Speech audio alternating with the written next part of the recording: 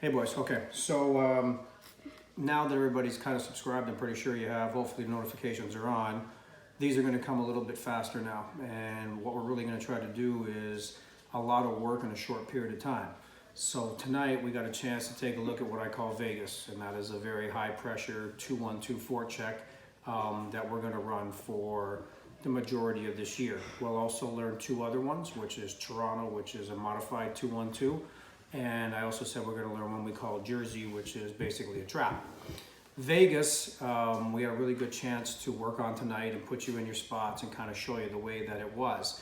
But one of the things about learning is that not only are we going to show you things on the ice or in person like we did tonight, we're also going to draw them on the whiteboard so you can see what they look like, and we're also going to video it, and I'm going to edit it and we're going to show it back to you on video.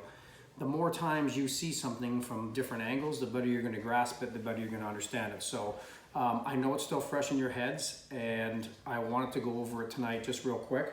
So basically, again, like let's assume that Alex, will give him an A, No. is in the corner and we've dumped the puck in. So what we really want to do is we want to have F1. Now, Cameron, you and I spoke tonight about left wings and centers and right wings, and I told you we don't use those in the offensive zone, and we don't. So anything in the offensive zone, we're going to use F1, F2, and F3, all right?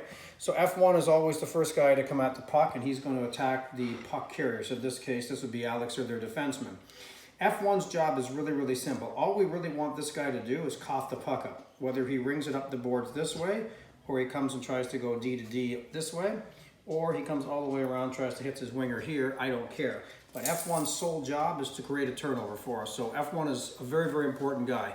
He's got to be hard on the puck. He's got to forecheck it. So let's just assume for a second that F1 comes in. F2 is kind of going to be in front of the net right here. And F2's position is really, really simple. As long as this here is a one-on-one battle, F2's job is just plainly read.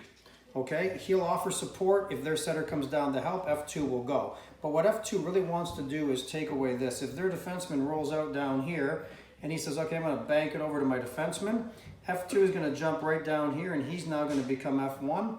And F1, who is down here in this corner, she's going to become F2. All right? So these two are kind of interchangeable. All right?